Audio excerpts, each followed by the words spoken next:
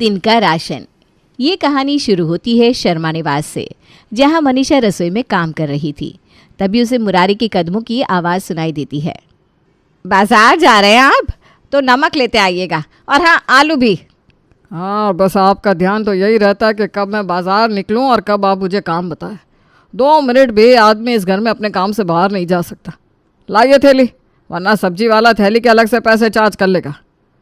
वैसे कल ही तो लेकर आया था मैं आलू, आज कैसे ख़त्म हो गए? तो 2.5 किलो आलू लाने को बोला था मैंने, आप 1 किलो लेकर आए। अब 5 लोगों में 1 किलो आलू तो लगेंगे ही ना एक दिन में। ऊपर से आपने कोई दूसरी सब्जी भी लाकर नहीं दी थी। सीता भाभी का भी कोई परिवार छोटा नहीं है, फिर भी उनके घर का राशन इतना लंबा कैसे चल जाता है? और रही बात दूसरी किसी सब्जी की, तो कोई और सब्जी लाता भी कैसे मैं? अभी अच्छी सब्जियां मिल कहाँ रही है मार्केट में? पकी हुई सब्जियां मिल रही है, वो भी नाले के पानी से सिंचाई की हुई। बोलो तो ले आओ। जितना अच्छा करो तुम लोगों को उतनी तकलीफ होती है। बस देखा देखी पर जाना है। अपने कमरे में लैपटॉप पर बैठी प्रिया अपने पेरेंट्स की आवाज़ सुनकर बाहर आती है। गिनकर 5 लोग हैं इस घर में मम्मी, जिसमें मैं तो दोपहर को खाती नहीं, फिर भी रोज़ वही राशन की लड़ाई। मुझे बोल दिया करो, मैं जाकर ले आऊँगी। हाँ, अब तो बच्चे तैयार कर दिए तुमने, मंगवाओ सब्जी। अपने बैंक का काम होता नहीं इन लोगों से, सब्जी लाएंगे। बाप सुबह 6 बजे जाकर ताज़ी सब्जियां ला देता है, बिना मिलावट का राशन ला देता है, तो बोली निकल रही है। जब खुद उठकर बाजार जाना पड़ेगा तब अकल आएगी ठिकाने। तू जा बेटा, तू अपना काम कर, तेरे पापा ऐसे ही बोलते रहेंगे। तो ये था शर्मा निवास का नज़ारा, जहाँ राशन सब्जी को लेकर जाने दिन में कितनी बार क्लेश होते थे। ऐसे ही एक शाम पड़ोसन सीता मनीषा को ढूंढती हुई वहाँ आती है। मनीषा नहीं दिखाई दे रही भाई साहब। एक ही तो काम है उसे, अपनी बहनों से बातें कर रही है। आप बैठिए भाभी, मैं चाय बना कर लाता हूँ। मुरारी रसोई में चाय बनाने जाता है और देखता है कि चाय पत्ती नहीं है। इस औरत की यही आदत मुझे ख़राब लगती है। चाय पत्ती नहीं है रसोई में, तो पहले बताना तो चाहिए था। सुबह ही भेजा था मुझे मार्केट, तब बोल सकती थी चाय पत्ती लाने पर। नहीं, अब जाता हूँ लेकर आता हूँ, यही है मेरी किस्मत। अरे चाय पत्ती नहीं है क्या? बता नहीं सकती थी पहले से? मुरारी के चिल्लाने की आवाज़ सुनकर मनीषा अपने कमरे से बाहर आती है। घर में ये हर वक्त कलेश अच्छा नहीं होता मनीषा। कुछ दिनों में तेरी बहू आ जाएगी, उसके सामने भी यही चलेगा तो शोभा देगा क्या? वो तो ये समझे लड़की भी इन्होंने ही फाइनल की है, और घर में कलेश भी तो यही करते हैं ना। वही तो मैं इन्हें कहती हूँ, स्वभाव बदलिए अपना। वो तो मैं हूँ जो ये सब बर्दाश्त कर लेती हूँ, बहू बर्दाश्त करेगी क्या? अब आप ही बताइए भाभी, जब 1 महीने का राशन एक बार में लाया जा सकता है, तो क्यों आधा पाव 1 पाव सामान लाना? पर इन्हें तो सुनना ही नहीं है। जब एक इंसान के हिसाब से सामान लाना था तो शादी क्यों की? इतना बड़ा कुंभा खड़ा क्यों किया? मनीषा अपने दिल की बातें सीता से कह रही थी, तभी मुरारी चाय पत्ती लेकर घर आता है। बस चुगली चट्टा करो बैठकर तुम। अब जब घर में 24 घंटे किसी न किसी बात पर तू मैं होती, तो कितनी देर ही बात छुप जाती। राज नेहा से फ़ोन पर बात कर रहा था कि नेहा को बैकग्राउंड से आ रही शोर शराबे की आवाज़ सुनकर ज़रा शक हो जाता है। क्या बात है राज, बहुत आवाज़ आ रही है, कुछ हुआ है क्या? आवाज़ नहीं, ये तो खुशी मना रहे पापा तुम्हारे आने की। आफ्टर ऑल इस घर की बड़ी बहू जो होगी तुम, बस 1 हफ्ते की बात है, कैसे भी ये दिन निकल जाए। मैं तो तुम्हें बस अपने घर की बहू बनाना चाहता हूँ। और ये बात सही भी थी। जितनी जल्दी नेहा की शादी हो जाती उतना ही अच्छा था, क्योंकि अगर शादी के पहले नेहा को अपने ससुराल वालों के बारे में पता चल जाता तो होती होती शादी भी टूट जाती। और 1 हफ्ते बाद शादी होकर नेहा अपने ससुराल आती है। मैं ठीक तो लग रही हूँ ना राज? ठीक, अरे बहुत प्यारी लग रही हो तुम। Thank God. मुझे लगा साड़ी ठीक से बंधी है या नहीं। अच्छा तुम भी बाहर आ जाओ, मैं जाती हूँ। नेहा किचन में जाकर अपनी पहली रसोई की तैयारी करने लगती है। तभी मुरारी उसके पीछे पीछे किचन में चला आता है। अरे पापा जी, आप कुछ चाहिए था क्या? नहीं नहीं बहू, हमारे घर में ना ये ड्रामा नहीं चलता कि किसी को चाहिए तो बहू से ही मांगेगा। मेरे तो खुद के हाथ पैर इतने सक्षम है कि मैं खुद ही चीज़ें ले सकता हूँ। मैं तो कह रहा था बेटा, कुछ बनाने की ज़रूरत नहीं है, शादी में इतना कुछ बच ही गया था, वही खा लेंगे सब। हे भगवान, ये फिर से शुरू हो गए। रसोई में बहुएं अच्छी लगती है जी। आप बाहर जाइए, बाहर। हाँ, मैं हूँ ना, मैं बता दूंगी बहू का सब कुछ। आज इसकी पहली रसोई है, कुछ तो बनाएगी बच्ची। अरे क्यों बेकार में बनाना है कुछ? बेकार में राशन लगा कर क्या फ़ायदा? जब खाना बना हुआ है वही परोस देगी, बहू के हाथ लगने से मतलब है ना। पापा जी गलत नहीं कह रहे मम्मी जी, और मैं अपनी पहली रसोई अपने घर के सबसे बड़े को नाराज़ करके नहीं करना चाहती। मैं शादी के बचे खाने को ही सभी को गर्म करके परोस देती हूँ। ये कहकर नेहा शादी के बचे खाने को गर्म करने लगती है और इतनी खुश हो जाती है कि अपनी माँ को फ़ोन लगाकर कहती है, कसम से मम्मी पापा जी इतने अच्छे हैं, क्या बताऊँ। यहाँ बहुएं अगर आ जाए ना तो उसके बाद सास रसोई में जाना छोड़ देती है और मेरे ससुर जी रसोई में आकर खड़े हो गए। मम्मी जी को डांट लगा दी पापा जी ने, कहने लगी क्या ज़रूरत है बेकार में लड़की से काम करवाने की। अगर शादी का खाना बचा हुआ है तो वही गर्म करके अपनी पहली रसोई में सभी को परोस देगी नेहा। अब बताओ मम्मी, कौन कौन इतनी छूट देता है बहुओं को, वो भी पहले दिन। और ऐसी कोई रिस्पॉन्सिबिलिटी नहीं है कि बहू ही सब कुछ करेगी। मुझे तो कोई दिक्कत नहीं होने वाली यहाँ। तेरे साथ भगवान है तो कैसे बुरा हो जाता बेटा। आज तक किसी का बुरा नहीं किया था हमने। चल अच्छा लगा तो अच्छे घर में गई है बेटा, वरना शादी के पहले सब अच्छा लगता है, बाद में बाहर आते हैं लोगों के रंग। शादी का खाना ही नेहा सभी को परोस देती है। 2 दिन तो इसी तरह मुरारी बार बार शादी का बचा खाना सभी को खिलाकर ख़त्म करवा देता है। अब तीसरे दिन तो बहू को खाना बनाने की ज़रूरत पड़नी ही थी। क्या बनाऊं? एक काम करती हूँ, आलू के पराठे बना लेती हूँ, ये सही रहेगा। नेहा आलू के पराठे बनाने के लिए आटे का डब्बा निकालती है जिसमें नाक के बराबर आटा था। ओहो, आटा तो ख़त्म हो गया, इन्हें कहकर मंगवा लेती हूँ। बस यही गलती तो कर देती है नेहा कि रात से जाकर आटा लाने को कह देती है। हाँ अभी ला देता हूँ बाबू, तब तक तुम आलू उबाल लो। राज बाजार जाता है और पैकेट वाला आटा लाकर नेहा को देता है, जिससे नेहा सभी के लिए आलू के पराठे बना देती है। ये देखिए आप राज की मम्मी, इसे कहते हैं खाना।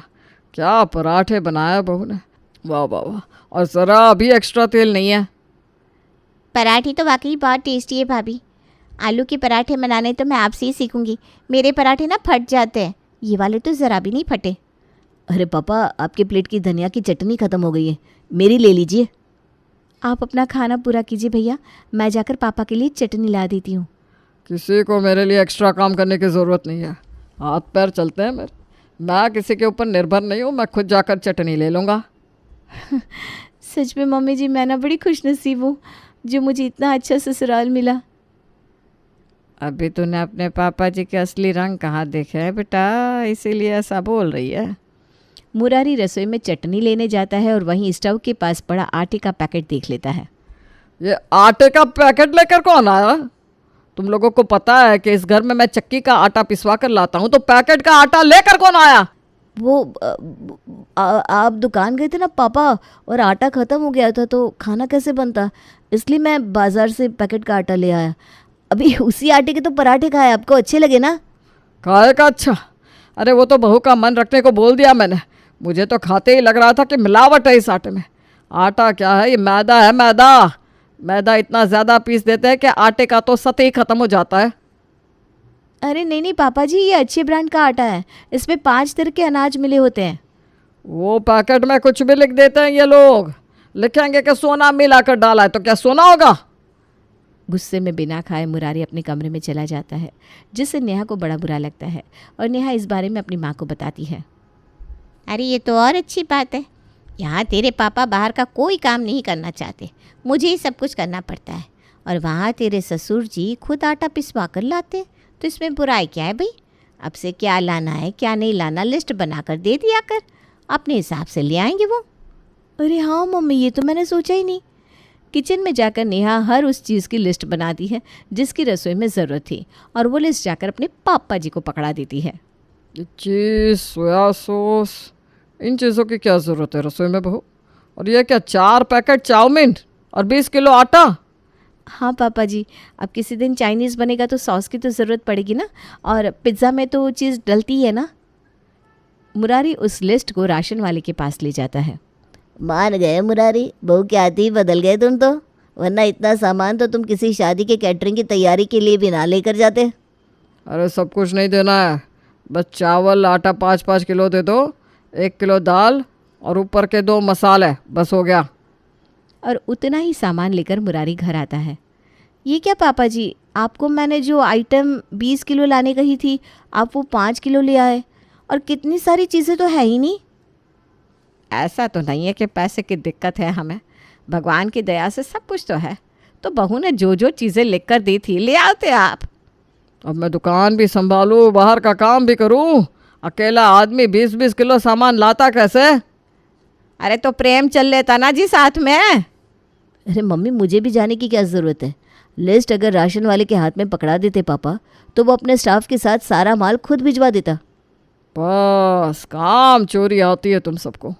ऐसे ही कितने लोग लिस्ट देकर चले जाते हैं और वो शंभू 1 किलो की जगह 750 ग्राम तोलता है, कंकर वाले चावल देता है। अब जिसके पास राशन लाने का वक्त नहीं है वो दोबारा राशन बदलवाने क्या ही जाएगा। इसीलिए मैं ये काम करता ही नहीं। घर का माहौल खराब होता देख नेहा घबरा जाती है और इस बात का मज़ा लेती सीता अंदर आती है। अरे अरे बहू के आते ही घर से हल्ले गुल्ले की आवाज़ आने लगी। गलत बात। नहीं आंटी जी, वो बात नहीं है, हम सब तो मिलकर बात कर रहे थे। आप बैठिए ना, मैं अभी आपके लिए चाय लेकर आती हूँ। चाय तो मैंने पीनी ही छोड़ दी बेटा, तुम मेरे लिए कॉफ़ी लेकर आओ। नेहा किचन में कॉफ़ी बनाने जाती है पर कॉफ़ी होती ही नहीं है। लिस्ट में लिख कर दिया था पापा जी को कॉफ़ी लाने के लिए, लेकर ही नहीं आए। अब अगर किसी और से कॉफ़ी लाने को बोल दिया तो पापा जी अलग गुस्सा करेंगे। नहीं, ये रिस्क नहीं ले सकती मैं। बेचारी नेहा अपने ससुर जी के डर से ही उन्हें हॉल में जाकर कॉफ़ी लाने को कहती है, जिस पर सीता कहती है, हम तो अपने ससुर जी के आगे एक शब्द नहीं बोल सकते थे और बहू भाई साहब को ही काम दे रही है और भाई साहब काम करने को हामी भी भर रहे। अच्छी किस्मत पाई है तूने बहू। अब किसी को तो जिम्मेदारी लेनी पड़ेगी ना भाभी जी। और इस तरह अपनी आदत से मजबूर मुरारी पड़ोसन सीता की सिंपत्ति भी ले लेता है।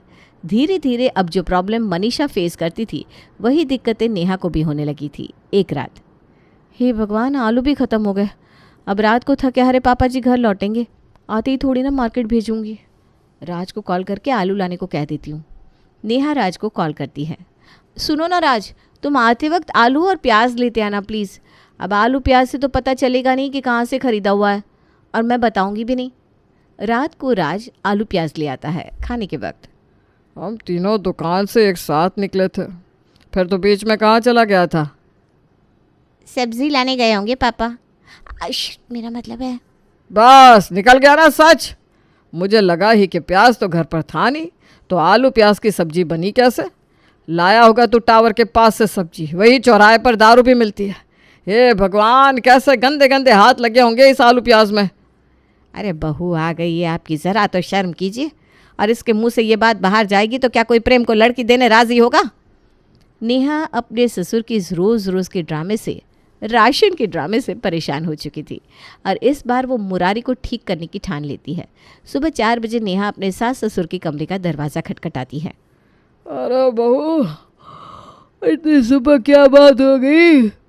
वो पापा जी, मैं कह रही थी कि चाय पत्ती आप ला दोगे क्या? मुझे चाय पीनी है और चाय पत्ती नहीं है रसोई में। अरे पर इस वक्त कहाँ चाय पत्ती मिलेगी बहू?